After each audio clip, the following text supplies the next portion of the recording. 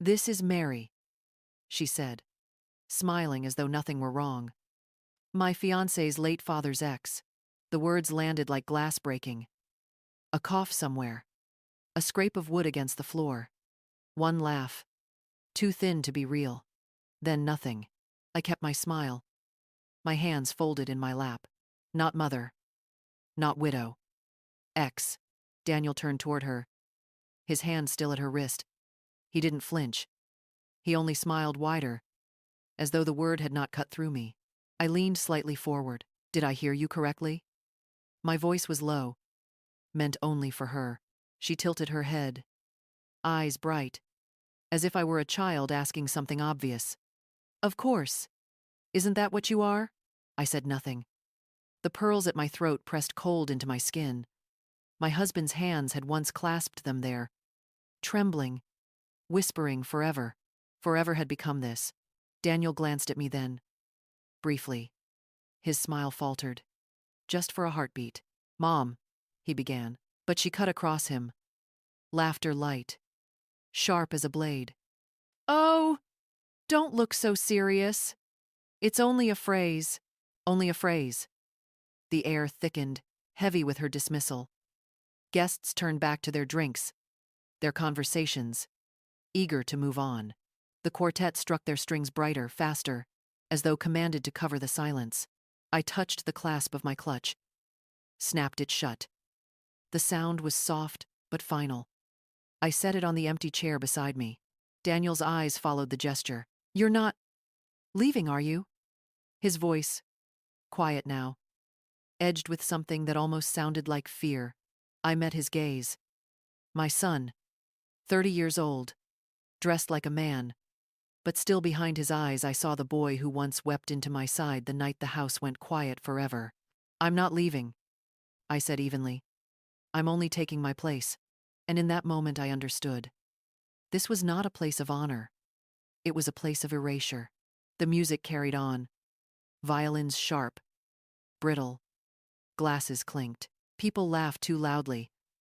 I sat still, my hand resting on the clutch beside me, as if it were the only thing keeping me tethered. From across the barn, I heard Daniel's voice.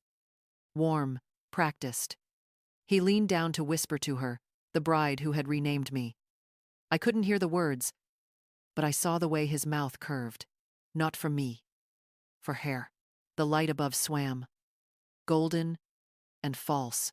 For a moment, the barn blurred, and I was back in another room, a smaller one, dim with grief. "Mom," Daniel had said then, his voice only 10 years old.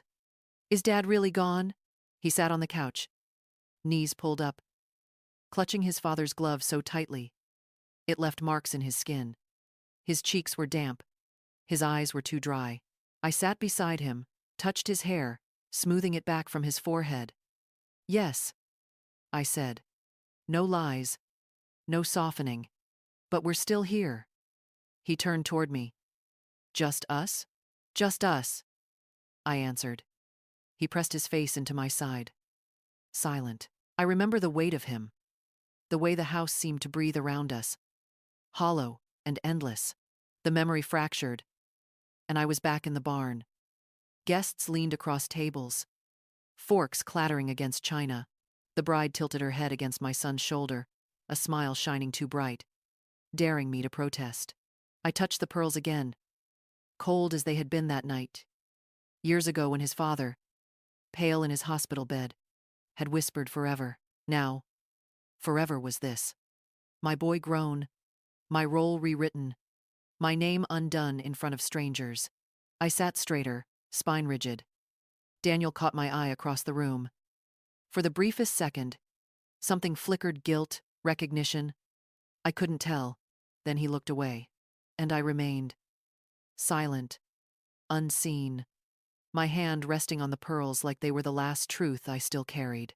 The first time we met, she shook my hand lightly, as if afraid to touch. Her smile was polite. "Fixed. Emily," she said. "Mary," I answered. A pause. Nothing more. At the engagement party, I brought a gift. 2 hand-painted champagne glasses wrapped in tissue. Daniel hugged me tight when I arrived. She took the package, peeled the paper back. "Oh, vintage," she said, her tone flat, like she was reading a label. She set them aside without comment. I stood there, clutch empty hands. "I thought they were special," I said quietly. "They are." Daniel cut in too fast, his smile too eager, covering hers. "Thanksgiving, I offered to bring my apple pie. A recipe from my grandmother, the one my husband loved." She hesitated. "We were thinking store-bought pumpkin. It's simpler." "I'll bring mine anyway," I said. She shrugged. Not unkind, but not warm. "If you like." On the table that day, her pumpkin pie sat in the center, glowing under the lights. My apple pie rested on the sideboard, untouched, like an uninvited guest. I asked about wedding plans once, hoping for a place in the process. "Flowers, invitations, anything," I said. She looked at me, then at Daniel. "We'll handle it ourselves." The word ourselves hung between us. I smiled, nodding. But inside, I felt the blade. Back in the barn, after her introduction, I thought of every small slight. The glass set aside, the pie ignored, the word ourselves. Each one had been a brick. Tonight, she had built the wall high enough that even my son couldn't see me anymore. The flight dragged. Hours of recycled air, the hum of engines, strangers shifting in narrow seats. In Chicago, the layover stretched forever. I drank coffee so thin it tasted like water pretending to be strong. When I finally landed, Daniel was waiting just outside baggage claim. "Mom," he said, pulling me close. His voice warm, the way it used to be. "You look tired," I told him. "You came all this way," he said, smiling. For a moment, it felt like us again. Just us. Then she appeared.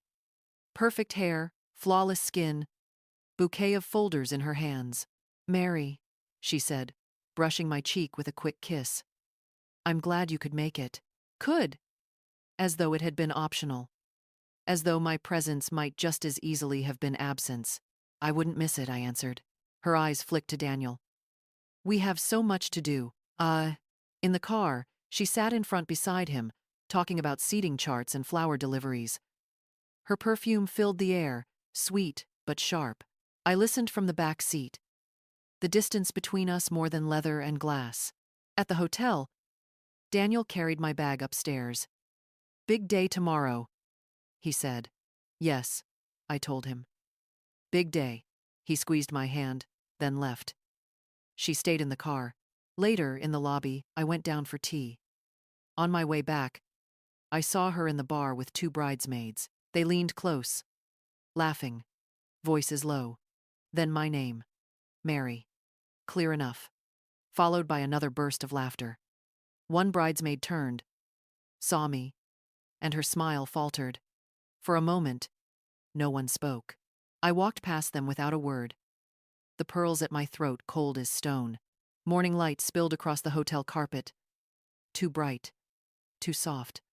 I sat at the vanity, brushed my hair into place, pinned it carefully. The navy dress slid over me like armor. Last, the pearls, cold against my throat, colder than the air conditioning. When I looked in the mirror, I whispered, "It's his day. Nothing else matters." The barn was strung with fairy lights, gold and trembling. Eucalyptus draped the arch, the scent sharp, clinging. Guests shuffled, the scrape of chairs, the murmur of small talk. I took my seat near the front, hands folded over my clutch. Daniel looked beautiful in his suit. He caught my eye, smiled. For a moment, my chest loosened. I remembered teaching him to knot a tie. His fingers clumsy, his face hot with frustration. He was 16 then. He is 30 now. My boy. Still. The music changed. She walked in. White lace, veil floating like mist. Guests sighed. Enchanted. Daniel's eyes shone. The vows passed. Applause. A kiss. The swell of strings. People clapped too loudly. Too long. Later, at the reception, she turned toward me. Smile bright. voice carrying. Everyone, this is Mary. My fiance's late father's ex. Not a slip. A sentence. Sharp. A guest beside me shifted.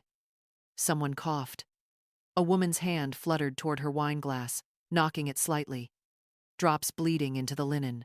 I smiled back. A hollow smile, porcelain. My throat burned, but I stayed still. Daniel didn't correct her.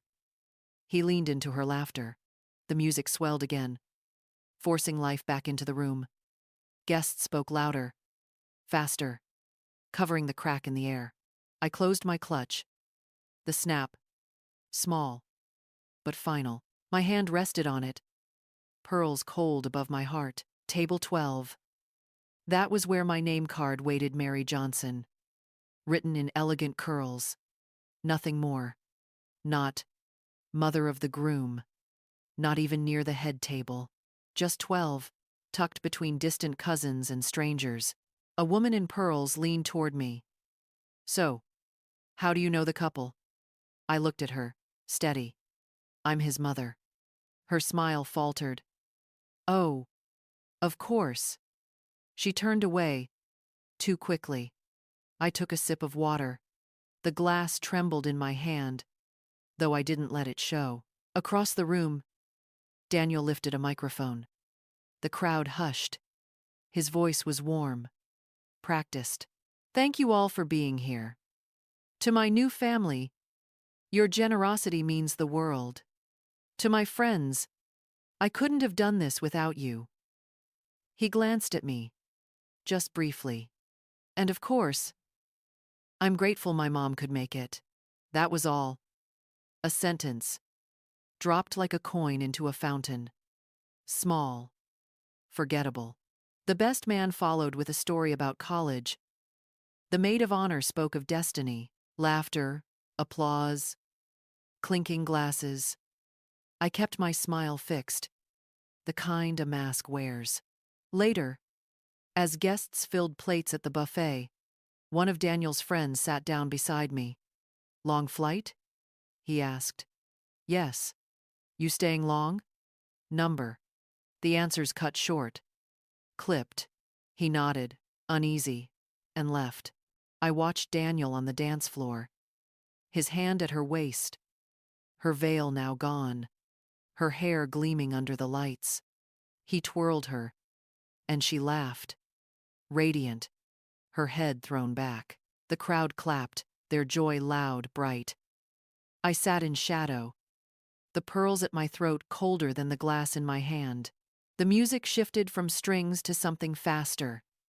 Guests clapped in rhythm, pulling each other onto the dance floor. I stayed seated, hands folded, watching the blur of dresses and polished shoes. Daniel broke away and came to me, sweat shining at his temples. Mom, he said, leaning down. Are you having a good time? I looked at him. It's a lovely wedding. The words came smooth even. My smile did not move. He hesitated, as if waiting for more. But before he could ask, she appeared. Emily slipped her hand into his, perfume trailing behind her. Daniel, they're about to cut the cake. Her eyes flicked to me. Quick. Cool. You'll join us? No, I said, my voice calm. I'll stay here. Daniel squeezed my shoulder, too quick, too rehearsed. We'll be right back.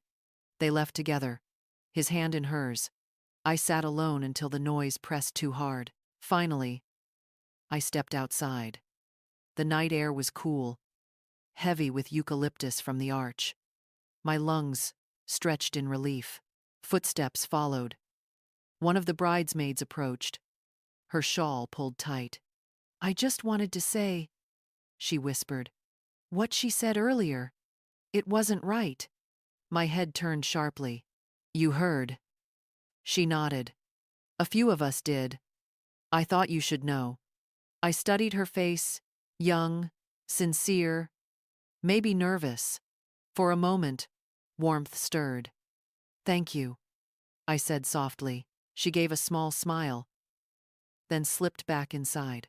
Through the window, I saw them standing together, hands linked, the cake knife flashing under the lights. Emily's head tilted, laughter spilling, Daniel's arm strong around her. From outside, I watched them, the glass reflecting my face, faintly, present, but fading.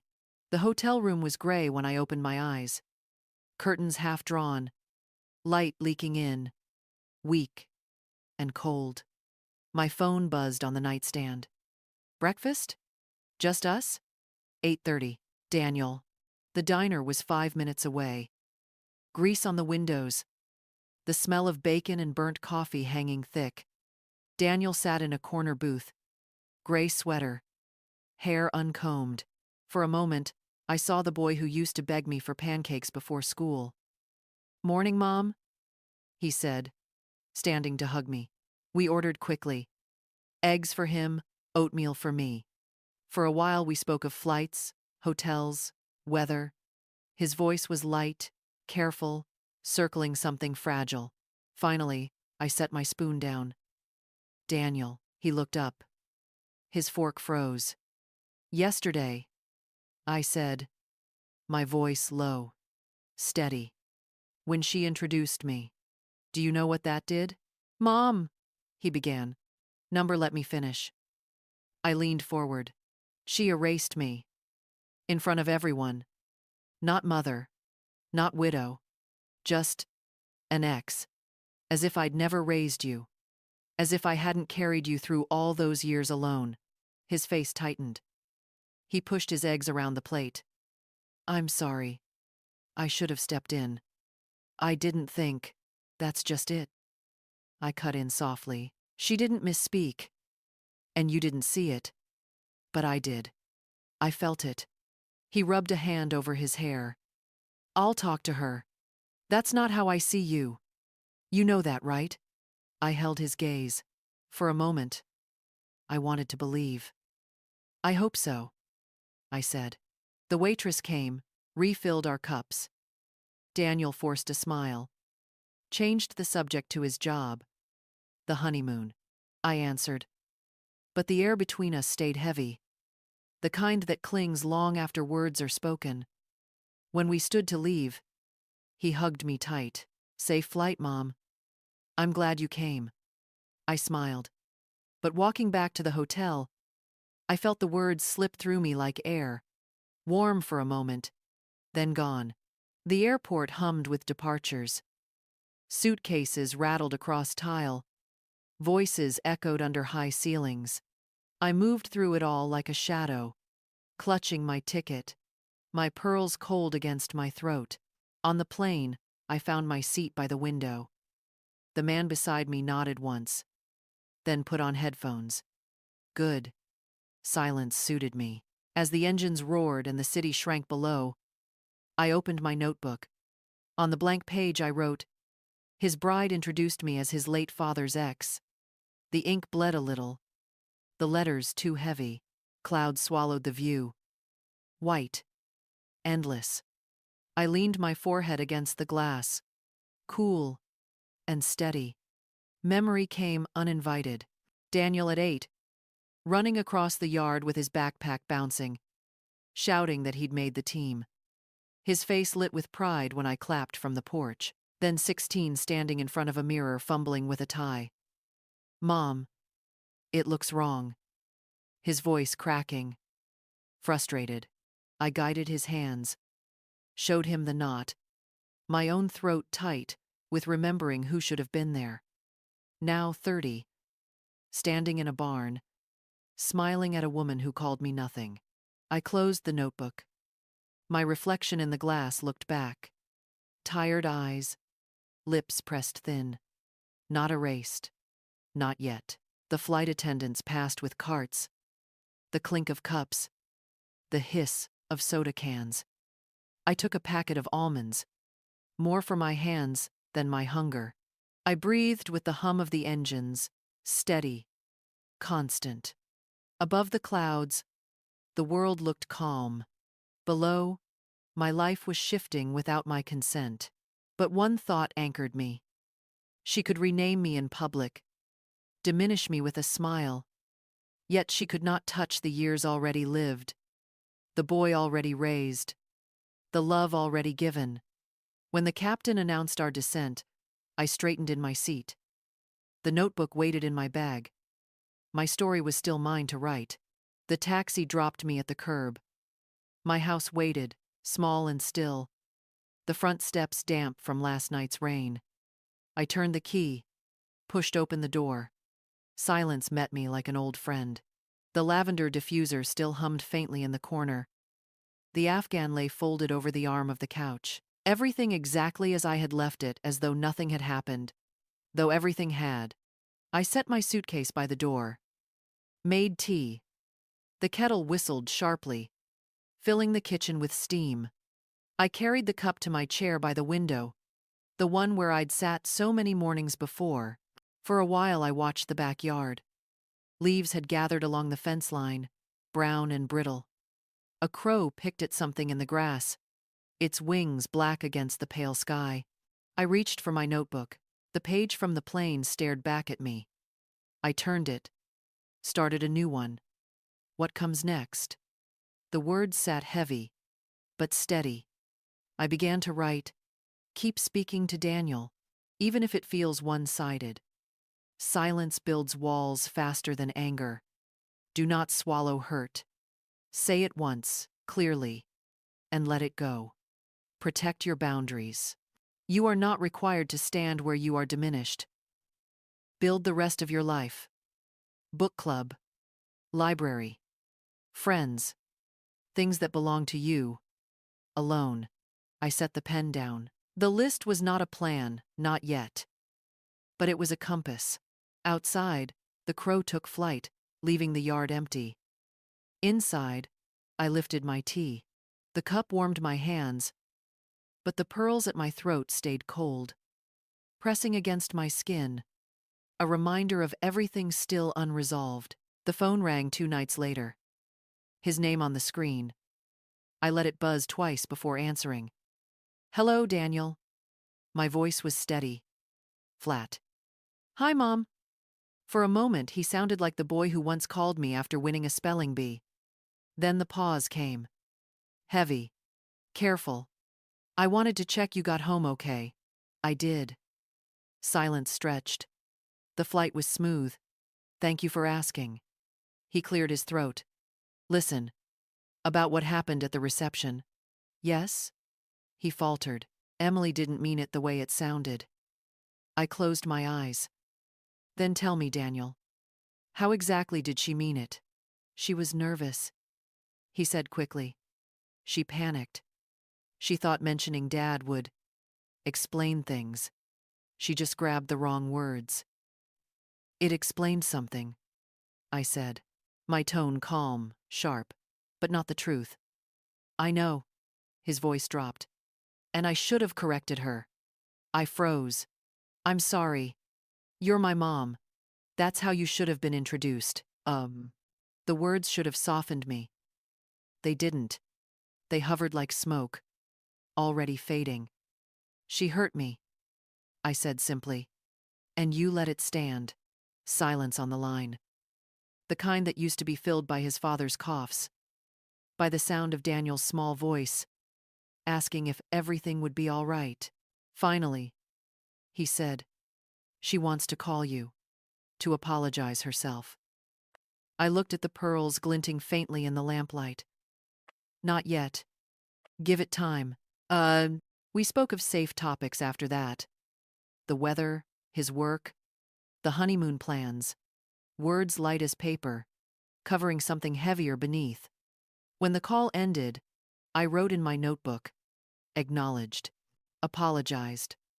Door left open. The tea beside me had gone cold. Steam gone. Cup heavy in my hand. The call came late afternoon. An unfamiliar number lit my phone. For a moment, I almost let it go to voicemail. Then I answered. Hello? A pause. Then a voice. Careful. Hurried. Hi. It's Emily. How? The silence on my end stretched long enough that she rushed on. I wanted to call because I owe you an apology. About what I said at the wedding. I said nothing.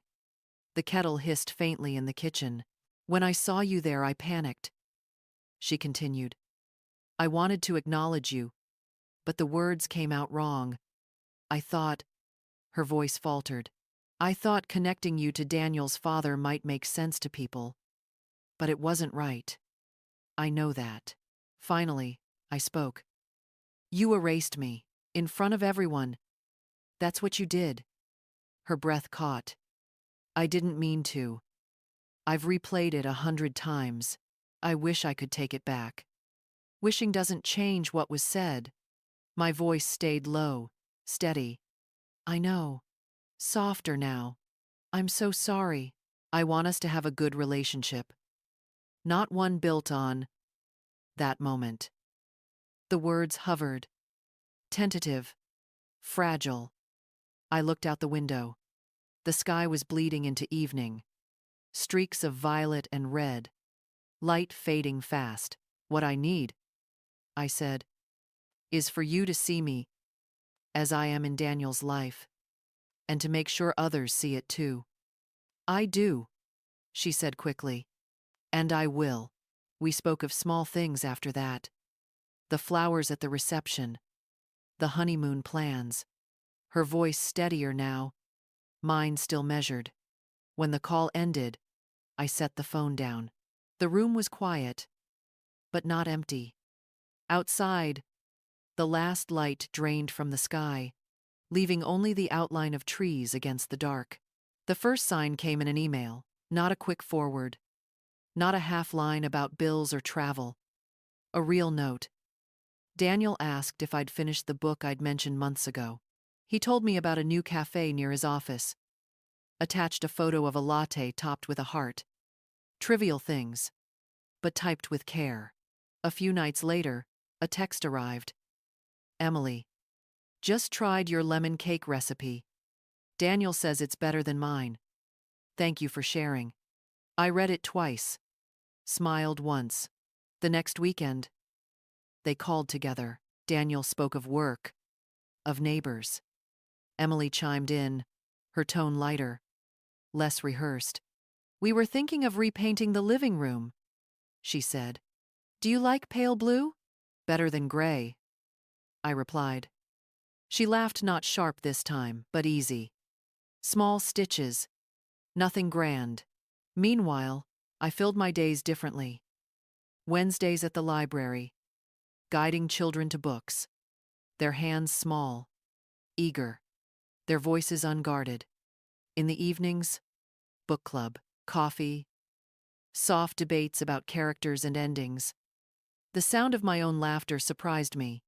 It wasn't about replacing my role. It was about remembering I was more than mother.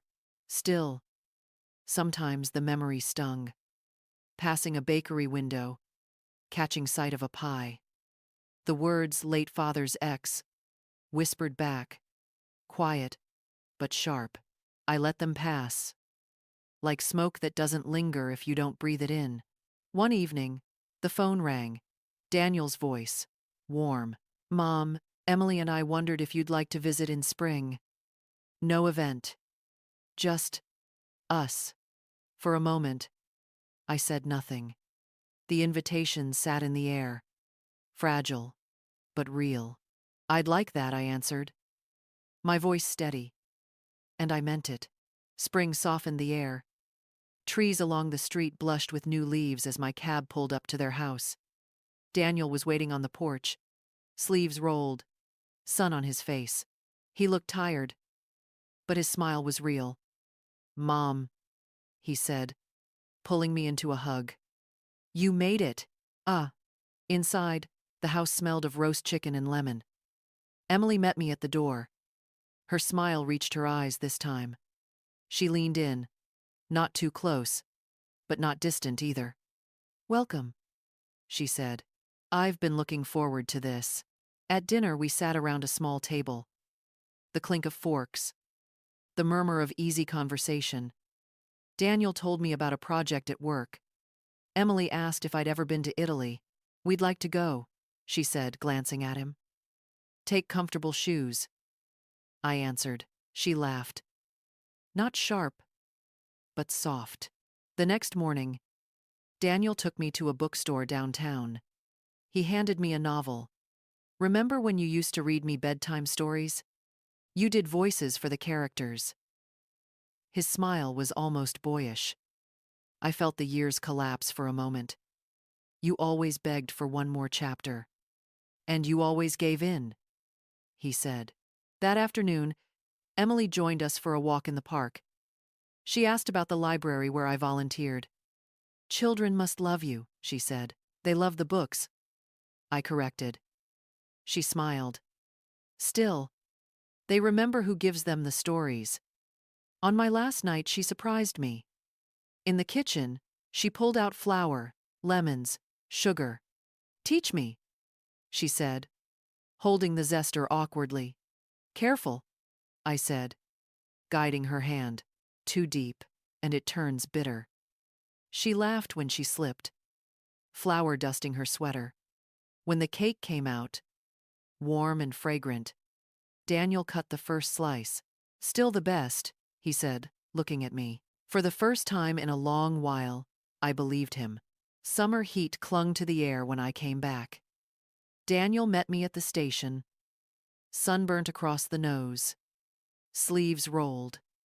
Emily's in the garden, he said, grin wide. She's been waiting to show you. In the backyard, rows of lettuce and herbs pushed through the soil. Emily stood in a wide-brimmed hat, dirt on her palms. She straightened when she saw me. Welcome back, she said. We saved the cucumbers for you. That evening, the neighborhood gathered for a small barbecue. Smoke curled from the grill, laughter swelled over the clink of glasses. I carried a tray of lemon cake to the table, its scent mingling with charcoal and summer air.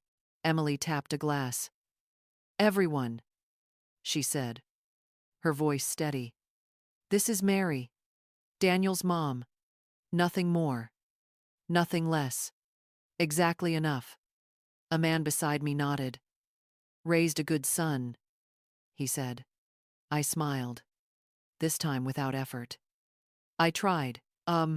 Later, I sat on the porch with Emily while Daniel turned the skewers.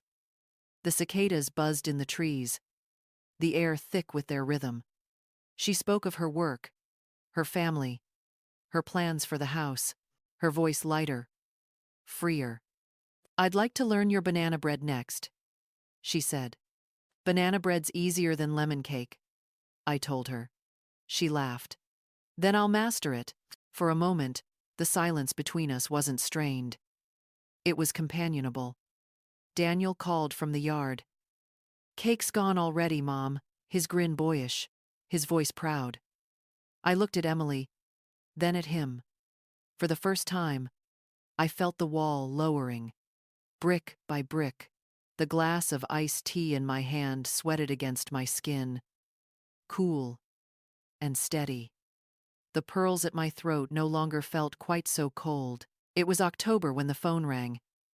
Outside my window, the trees had turned gold, the sky a pale gray. Daniel's name lit the screen. Mom, he said, voice unsteady. I've got news. My hand tightened around the receiver. Go on. A pause. Then, Emily's pregnant. For a moment, I said nothing. The words settled like a stone dropped in still water. Then warmth rose, quick and sharp, behind my eyes. That's wonderful, I managed. How far along? 12 weeks, he answered. We wanted to wait, but, his voice softened. You were the first we agreed. Should know. The. I closed my eyes. The first. Not hidden. Not erased. The first. Then another voice joined. Breathless. Unsure. Hi, it's Emily. I hope you're ready to bake. I've been craving your lemon cake already. The laugh that came from me startled me small. Broken. But real. I'll start stocking lemons, I said. We spoke a little longer. The nursery. The due date. Daniel's nervous searches on parenting blogs at midnight. Their voices overlapped, weaving together, both reaching toward me instead of away. When the call ended, I sat at my kitchen table. The house was quiet, the kind of quiet that used to feel like punishment. Tonight, it felt like a pause. I opened my notebook. On a fresh page, I wrote, "First, to know. Trust it again." The pen left a groove deep in the paper. My hand trembled slightly, but not from pain, from the weight of something returning. I touched the pearls at my throat. For once, they didn't feel cold, only heavy, like memory shifting into promise. The hospital smelled of antiseptic and nerves. White walls, white floors. The hum of machines steady, like a pulse outside my own body. Daniel paced the corridor, hair mussed, eyes bright with exhaustion. When he saw me, his shoulders dropped in relief. "She's almost here," he whispered, as if saying it too loudly might break the moment. I sat beside him. Neither of us spoke. The silence was thick, but not the old silence of absence. This one was filled with waiting. Minutes stretched, then footsteps. A nurse opened the door, smiled. "You can come in." Inside, light spilled across the bed. Emily lay pale but smiling, hair damp at her temples. In her arms, swaddled in white, was a child. Daniel leaned close. His voice cracked. "Mom, meet your granddaughter." I stepped forward slowly, as if afraid the air itself might shatter her. She was impossibly small. Her eyelids fluttered. Her tiny fists curled like seashells. Emily's eyes met mine. No guard, no edge. Only tired warmth. "We want her to know you," she said softly. From the beginning, my throat tightened. I reached out, and she placed the baby into my arms. The weight was slight, yet it anchored me more than anything had in years. Her skin was warm against mine. She shifted, a tiny sound escaping her lips, half breath, half cry. I bent closer, inhaled the faint, milky scent of new life. The room blurred. For once, not from hurt, but from something larger, fuller. Daniel touched my shoulder. "Thank you," he whispered. I held the child tighter, my pearls brushing her blanket. For the first time in so long, the cold left them. Night had already settled when I stepped out of the hospital. The air was cool, sharp with the scent of rain on concrete. Streetlights flickered, halos of pale gold over the pavement. Daniel walked beside me, slower than usual, as though the day had weighed him down. His hands were shoved into his pockets, but his eyes glowed with something new. "Mom," he said quietly, his voice no longer boyish, no longer guarded. "Thank you for sticking with us, even when it couldn't have been easy." I stopped under the awning, looked at him, this man I'd raised alone, this man who once cried over a dropped ice cream cone, this man who had let me be erased, then let me back in. I stayed. I said simply, "Because that's what mothers do." Leo, Leo, like Anna you, unw, NW, of end, NW, I, NW, I end, I end, I end, I end, I end, I end. He nodded. For a long moment, we stood in silence, the kind that didn't bruise, the kind that filled instead of hollowed. A car pulled up, headlights washing the street in silver. Daniel hugged me before opening the door. His arms were firm, steady, grateful. When he drove away, I lingered on the sidewalk. The hospital behind me pulsed with light. Somewhere inside, Emily held the child.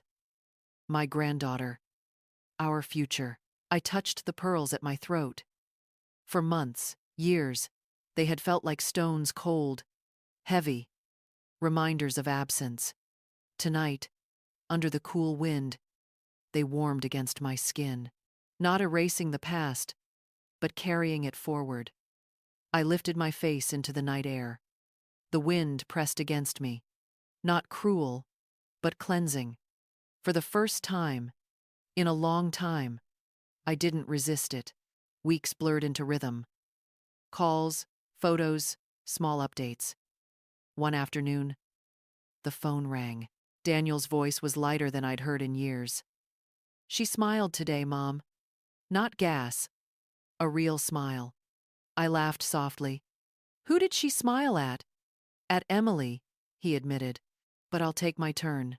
Another night, a photo arrived. The baby curled in a blanket, mouth open in sleep. Emily's caption was simple. She likes the sound of your lullaby recording. Plays it every night. I stared at the message. Not formal, not distant. A bridge. Small, but steady. On weekends when I visited, life was ordinary. Daniel mowing the lawn. Emily folding laundry. Me rocking the child on the porch. The boards creaking under my chair. The baby's fingers gripped mine tightly, as if to remind me my place was unshakable, no matter the words once spoken. Careful with her head, Emily said once, passing me the blanket. Her tone wasn't sharp, just nervous. I've held smaller, I replied. She hesitated, then smiled. I know. Evenings ended quietly. Tea in their kitchen. Talk of groceries. Of bills. Of work. Nothing extraordinary. Yet everything mattered. The distance that once stretched like a canyon now felt narrower. Not closed. Not perfect. But crossable. Sometimes the old wound throbbed. At the market, I'd pass a display of pies, or hear someone say X in another conversation. The words floated back, sharp for a second, then faded. I kept reminding myself, introductions are noise, but holding a child, baking a cake, answering a text, these are permanents. One evening, I left their house after dinner. Daniel waved from the doorway, Emily holding the baby against her chest. The porch light glowed behind them. A soft halo. Walking to my car, I looked down. Tiny crumbs of lemon cake clung to my skirt. Proof of sweetness. Stubborn and real. It was a family gathering in late summer. The house brimmed with noise cousins chasing each other through the yard. Uncles filling glasses. The smell of grilled meat thick in the air. I carried a tray of lemon cake to the table. Set it down between bowls of fruit and pitchers of iced tea. A few heads turned. Smiles. Nods. Then Emily tapped her glass. The chatter dimmed. She held the baby on her hip, her voice steady. Everyone, this is Mary, Daniel's mother, our daughter's grandmother. Simple. No frills, no hesitation. The words landed in the room like a stone, in water. Not loud, not heavy, but final. Ripples spread. Guests turned to me with warmth, not confusion. A cousin raised a glass. To Mary. I felt my throat tighten, not with hurt, but with something softer. Daniel stood beside her, his hand brushing her arm. His eyes met mine. This time, he didn't look away. I smiled. Not the hollow, practice smile I had worn in the barn months ago. A real one, rising from somewhere deep. Later, as laughter swelled again, I stepped out onto the porch. The evening air was warm, cicadas humming in the trees. I touched the pearls at my throat. Once, they had felt like chains. Cold, heavy, reminders of erasure. Tonight, under the quiet of twilight, they were only pearls. Nothing more, nothing less. Behind me, Emily laughed. Daniel's voice mixing with hers, the baby's small cry rising above them. A chorus I could finally stand inside, not outside. I closed my eyes, breathed in the warm air, and let it settle. For the first time since that day in the barn, I felt named correctly not by words, but by presence. It was Daniel who placed the album in my lap one quiet afternoon. The baby had just gone down for a nap, the house breathing in silence for the first time all day. "Thought you might want these," he said. His tone was casual, but his eyes watched me carefully. The leather cover was worn, corners softened. I opened it slowly. The first pages were filled with new life. The baby's first yawn, Emily's tired but radiant smile, Daniel holding his daughter against his chest, like something fragile. I traced the images with my fingertips, careful not to smudge. My heart tightened, but not from pain, from fullness. Then, halfway through, the past intruded. A photo from the wedding. The barn, glowing with fairy lights. Daniel and Emily at the head table, glasses raised. And me captured at table 12, hands folded on my lap. Smile, small, distant, alone in a crowd. The sight struck like a cold draft through an open window. Daniel shifted beside me. "We had so many pictures taken," he murmured. "Some better than others." I closed the album halfway, fingers pressing the page. The image burned behind my eyes, but the ache was dull now, like a scar long healed. "That was then," I said quietly. I shut the cover, leather snapping faintly. "This is now." Daniel exhaled, relieved. He leaned back in his chair. From the next room, the baby stirred, a small sound breaking the silence. I set the album aside, listening. The house was no longer empty, no longer echoing. It was full, and I was inside it. Winter pressed itself against the windows, frost feathering the glass. Inside, the house glowed warm with the smell of cinnamon and roasted chicken. The baby, bundled in a red sweater, clung to the edge of the coffee table. "Come on," Daniel coaxed, crouched on the rug. "One step. You can do it." Emily hovered nearby, hands outstretched, but not touching. Her eyes shone with a mix of nerves and pride. I sat on the couch, clutch in my lap, watching, my breath held tight in my chest. The child wobbled, one foot lifted, tiny and uncertain. Then another. A sound, half laugh, half squeal, burst from her lips as she stumbled forward, straight toward me. Instinct moved me before thought. I leaned down, arms open. She fell into them, warm and solid, her weight pressing against me. Laughter erupted Daniel's, relieved and proud.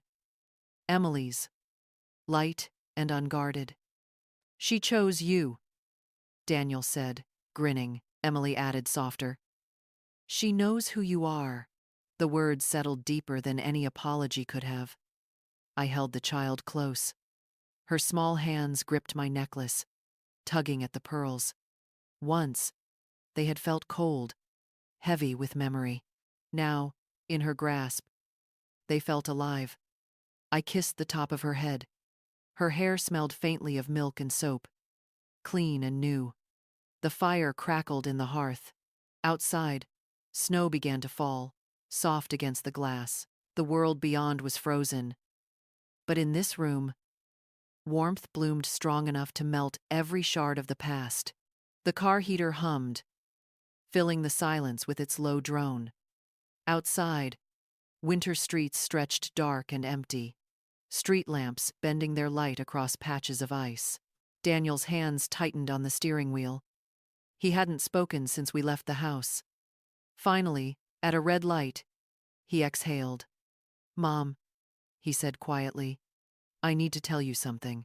I turned my head, watching his profile in the dim glow. Go on. I heard her that night, he admitted. His jaw flexed, eyes fixed on the road ahead.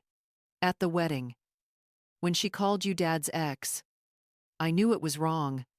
I should have said something. I didn't. The words hung in the car, heavier than the silence before. I closed my eyes.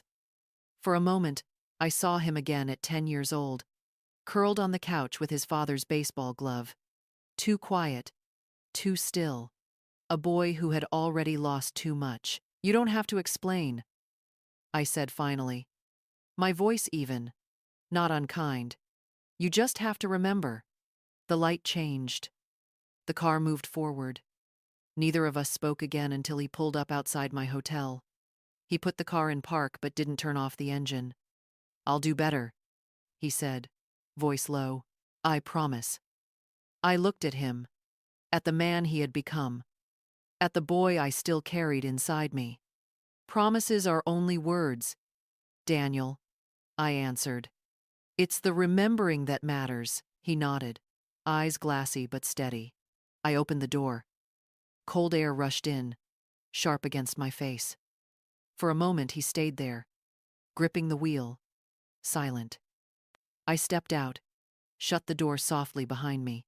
The engine hummed as he drove away, leaving the night quiet again. But it was a different quiet now.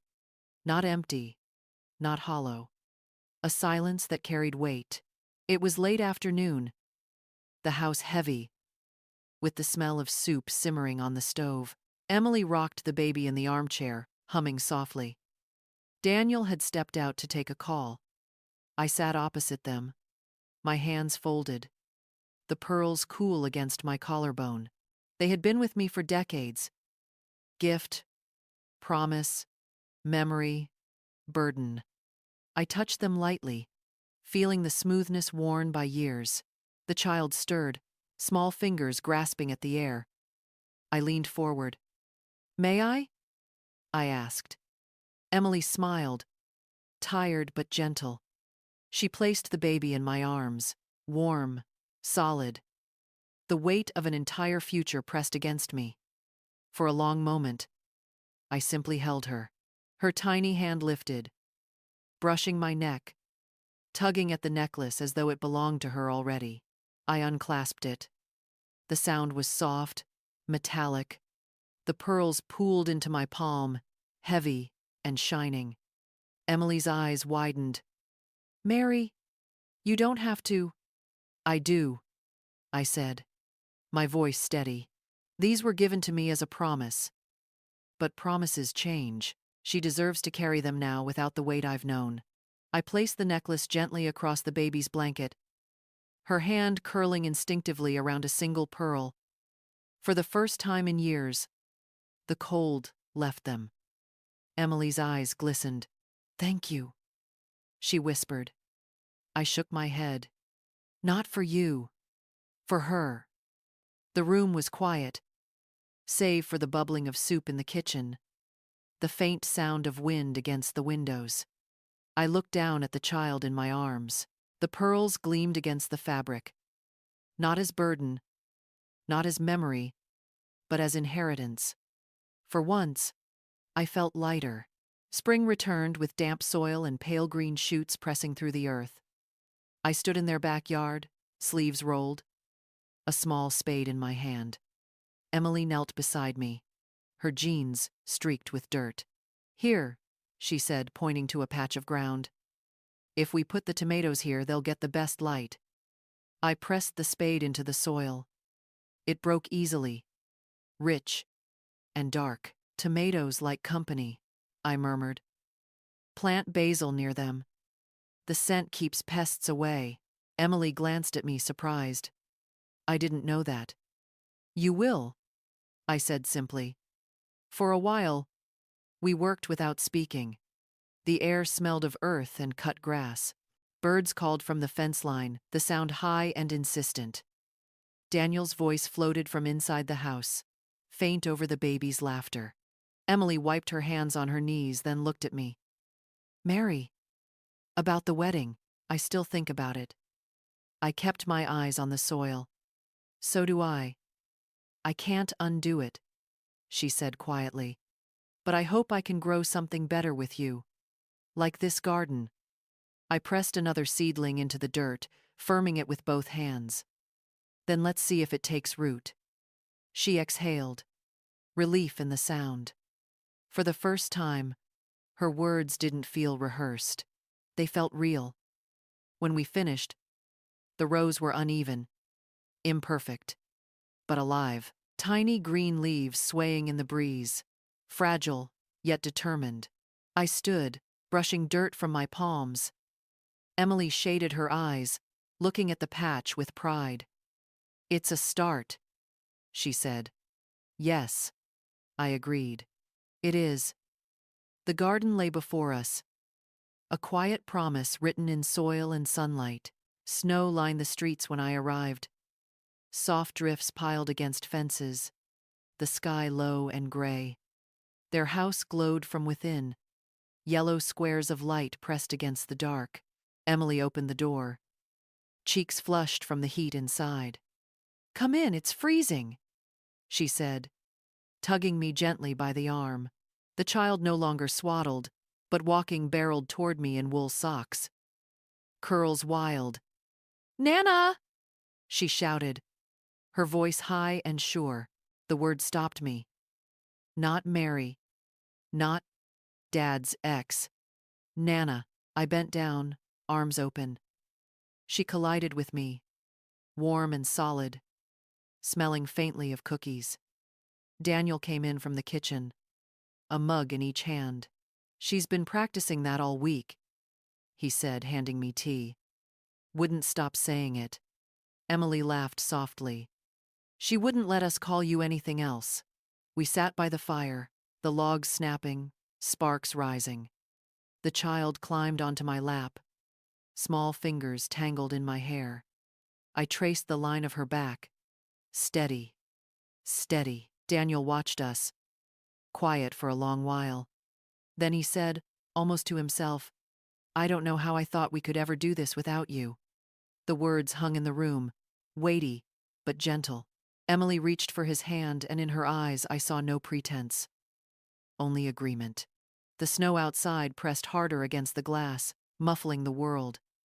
Inside, warmth pooled around us. Fire, tea, the weight of a child sleeping in my arms. I looked down at her small face. Peaceful, lips parted in sleep. The pearls she had once tugged now rested quietly in their box at home. I didn't need them anymore. Her breath rose and fell against me, steady as the fire. And for the first time, winter did not feel cold. It was late evening after dinner. The house had gone quiet. Daniel upstairs reading to the child. Emily and I lingered in the kitchen, the faint smell of roasted garlic still clinging to the air. She poured tea, her hands unsteady enough that I noticed. Mary, she began, her voice low, not meeting my eyes. There's something I need to say. I waited, silent. At the wedding. She stopped, breathed, then tried again. I introduced you the way I did, because I was scared. Scared? My voice was calm, flat. She nodded, her gaze fixed on the steam rising from her cup. I'd heard so much about you. How you raised him alone. How much he leaned on you. I felt like there wasn't room for me. That if I didn't push you aside, I'd always be second. The words landed heavy. For a moment, I thought of all those years. The double shifts, the empty chair at the table, Daniel's small hand in mine. All of it, reduced to someone else's fear. I set my cup down. So you erased me. Her shoulders stiffened. I know. And I regret it every day. I didn't understand that making you small wouldn't make me larger. It just hurt everyone. The kettle clicked softly as it cooled. The silence between us stretched, but it wasn't the brittle kind anymore. You don't need to compete with me, I said finally. My voice steady, not cruel. You married Daniel, not his past. But if you cut me out, You cut out a part of him too. Emily's eyes lifted at last. Wet, but clear. I know. I won't do it again. Upstairs, the child laughed, her voice ringing through the floorboards. It was light, pure, untouched by fear. We sat in silence, the sound filling the space between us, warmer than words. The park was alive with green, trees heavy with blossoms, children running in wide circles, kites tugging at their strings in the wind. Daniel spread a blanket beneath an elm, the grass cool and damp beneath it. Emily unpacked the basket sandwiches wrapped in wax paper, a jar of lemonade, a small lemon cake she'd baked herself. She set it down shyly, as if waiting for my judgment. I tasted it. The glaze cracked softly under my fork. Sweet, tart, imperfect. Not bad? I said. Her smile broke open, unguarded. I'll get it right someday. The child toddled toward the flowers, chubby hands reaching for dandelions. Daniel chased after her, scooping her up as she squealed. She's quick, he laughed, carrying her back. Didn't get that from me. Or me, Emily added. Her eyes turned to me. Maybe from you. I shook my head. All children run fast. It's the slowing down that comes later. For a long while we ate in silence, broken only by the rustle of leaves and the child's laughter. The air smelled of cut grass and sunlight, the kind of scent that carries its own memory. Daniel leaned back on his elbows, squinting at the sky. Feels good, doesn't it? Just us. Emily brushed crumbs from her lap, then glanced at me. I'm glad you came. Really glad. The words didn't feel forced. They felt like roots pressing deeper, unseen, but strong. I looked at them, my son, the woman he chose, the child who bound us all. For the first time, there was no sharpness beneath the surface, only quiet, ordinary belonging. The child crawled into my lap, clutching a fistful of crushed dandelions. Yellow dust smeared across my dress. She offered them as though they were roses. I held them close. Fragile, fleeting, yet enough. The storm broke without warning. Rain hammered the roof. Wind howled against the windows. Inside, tension rose just as quickly. It began with something small, Emily fussing over the child's shoes, Daniel insisting they were fine. She'll outgrow them in a month, he snapped. They're too tight. Emily shot back. You don't notice because you're never the one putting them on. The words cracked like thunder. I sat at the table, hands folded, saying nothing. Daniel's voice rose. Why does everything have to be an argument? Emily's eyes flashed. Because I'm tired of doing it all alone. The baby whimpered. Sensing the storm inside matched the one outside. Her little hands reached toward me. I stood, lifted her, pressed her against my chest. She quieted instantly, cheek warm against my collarbone. Enough, I said, softly. The word cut through the air, sharper than either of their voices. They froze. Rain battered the windows. Wind rattled the glass. You're both right, I continued, steady. Shoes are small things. But listen to yourselves. You're shouting as if they were the only thing holding this house together. Emily's shoulders slumped. Daniel ran a hand over his face, shame flickering across it. I'm sorry, he muttered. Me too, Emily whispered. The storm outside raged on, but in the living room, silence returned. Not empty, not cold, but chastened. The child stirred against me, eyes half closed. I stroked her hair, slow and steady. When I looked up, they were watching me. Not as an intruder, not as a rival, but as someone who had steadied the room when it cracked. The rain eased. The thunder moved farther off. I lowered my voice. Storms pass, but only if you let them. The lights went out just after dinner. A pop, then darkness. The hum of the refrigerator silenced. The house fell still, save for the baby's small cry of confusion. Daniel cursed under his breath, fumbling for his phone. Emily reached for the drawer, pulling out a box of matches. A moment later, a single candle flickered to life on the kitchen table. Its flame threw long shadows across the walls. The house shrank, intimate, as if the storm outside had folded us into its hands. Emily placed the candle in a glass jar. "We'll be fine," she murmured, voice low, soothing the child who now sat on my lap. "Just a little dark." Daniel found another candle, then another. Soon the table glowed with small fires, their light golden, trembling. We gathered close. No television, no phones, no distractions. Just the three of us. And the child pressing her cheek into my chest. Daniel sighed, rubbing his temples. "Strange how quiet it gets without power." "Not strange," I said softly. "Just honest." Emily looked up at me, eyes catching the candlelight. "What do you mean?" "This," I said, gesturing at us. "This is what's left when everything else is gone. Just people in a room, learning how to belong to each other."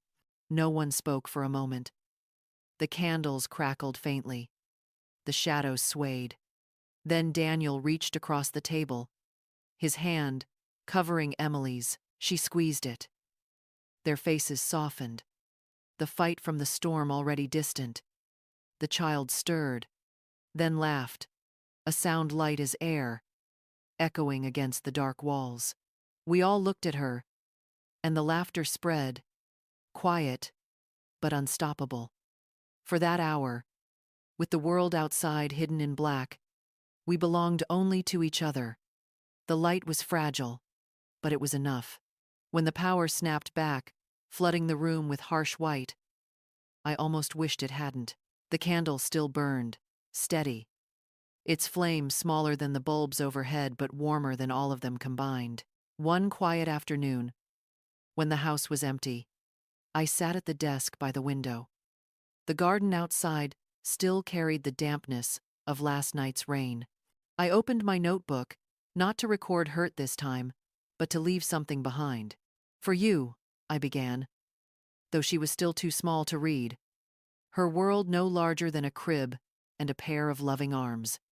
I wrote of the day she first walked, how her steps were uncertain, but her laughter certain. I wrote of the cake she crushed in her hands, of the way she clung to my pearls as if they were hers already.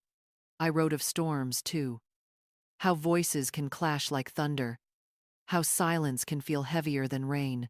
But I told her storms pass, and if you listen, you'll hear laughter breaking through like sunlight. And I wrote of names, how once mine had been taken from me, twisted into something smaller. "But you," I told her on the page, "you reminded me who I was. You named me again, without knowing it, with one small word. Nana." My hand trembled as I signed my name. Not Mary, not anyone's ex, just Nana. I folded the letter, slipped it into an envelope, and placed it in the back of the album Daniel had given me. Someday she would find it, when she was old enough to understand. Outside, the garden glistened under the late sun. Drops of water clung to the basil leaves, round and shining, like tiny pearls scattered in the dirt. It began with something small, a tremor in my hand as I lifted a cup of tea. So slight I almost ignored it. Then the dizziness, sudden and sharp, while I bent in the garden. By evening I was sitting on the couch, breath shallow, pulse loud in my ears. Daniel noticed first. "Mom, you don't look well," he said, crouching in front of me. His voice was tight, the way it used to get when he was afraid as a child. Emily fetched water, pressing the glass into my hand. "You need to see a doctor," she insisted. "No edge this time. No distance. Just urgency. I'm fine, I tried to say, but my voice faltered. The truth lay heavy in my chest. The next morning, at the clinic, the lights were too bright, the walls too white. Tests. Questions. More tests. Nothing dire, the doctor said. Just blood pressure. Fatigue. Years catching up. But the words carried weight all the same. Back at the house, Emily hovered near me as I settled into the armchair. The child toddled over, climbing into my lap without hesitation. Her small weight steadied me more than the doctor's reassurance. Daniel stood in the doorway, watching. "Don't scare me like that again," he said. His voice cracked, softer now. "I can't lose you." I looked at him, my boy, now a man with a family of his own, fear still hiding in the corners of his eyes. "You won't," I said, though the tremor in my hand betrayed me. That night, when the house was quiet, I touched the empty spot at my throat, where the pearls had once been. For years, I thought they were what anchored me. But it wasn't jewelry, or titles, or names. It was this: the child's steady breathing against me, Daniel's voice breaking with worry, Emily's hands firm and certain at my side. The body weakens, the role shifts, but the belonging remains. The dining room glowed with soft light. Candles clustered along the table. A cake sat in the center, chocolate, heavy with frosting, the child's crooked candles leaning like little towers. "Blow them out, Nana," she shouted, clapping her hands. The word rang through the room, clear as a bell. Everyone smiled: Daniel, Emily. Even the neighbors gathered in the corner. No one corrected her. No one softened it. "Nana." Emily leaned forward, her voice steady. "We're glad you're here. We wouldn't be us without you." For a moment, I couldn't speak. Years of silence, of being placed at the wrong table, of introductions that cut deep. All of it seemed to collapse under the weight of one simple truth. I was no longer being erased. Daniel placed a hand on my shoulder. "You've carried us long enough," he said. "Now let us carry you." The candles flickered, their flames small, but bright. I leaned forward, the child's hands covering mine, and together we blew them out. Smoke curled upward, gray ribbons twisting into the air. In the dark between flame and light, I saw it. Not absence, not diminishment, but a life folded into theirs. Imperfect, fragile, but whole. The lights snapped on again. The room filled with applause, laughter, voices calling my name. Not Mary, not the ex, but the one I had chosen, and the one the child had given me. Nana. I smiled. Not for the cameras, not for appearances, but because it was real.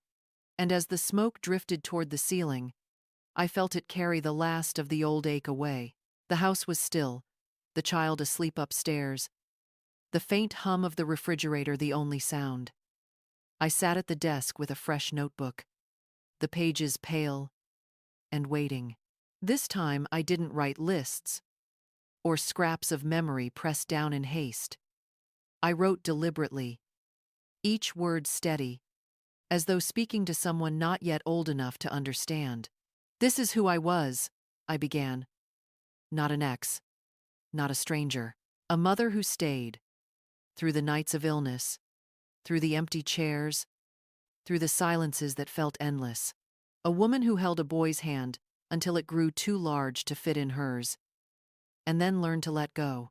I wrote of sacrifices that never made headlines: the skipped vacations, the double shifts, the pies baked from scratch, because they carried memory as much as flavor. I wrote of the pearls, how they had weighed on me, cold against my skin, until the day I placed them in the hands of a child who would never know their burden. And I wrote of names, how they can be stolen, twisted, remade. How, in the end, the truest ones aren't given at altars or ceremonies, but in kitchens, on porches, whispered from the lips of a child. Nana. The words filled the page. Then the next. The story wasn't polished, wasn't perfect. It didn't need to be. It was a record, a compass. Something for her to find when she was ready. I closed the notebook, the cover firm beneath my palms. On the last page, I had written only one line. Remember me, not for what was taken, but for what I gave. Outside, the wind rattled the branches, scattering blossoms against the glass.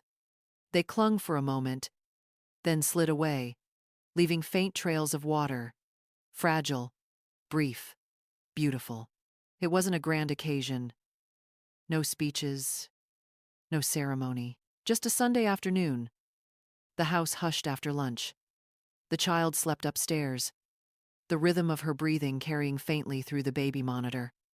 I stood by the window, suitcase near my feet. The garden outside was awake, with early summer basil thick, tomatoes climbing their stakes. The air heavy, with the smell of sun-warmed soil. Daniel came down first, hair mussed from a nap. "Do you have everything?" he asked. "Yes."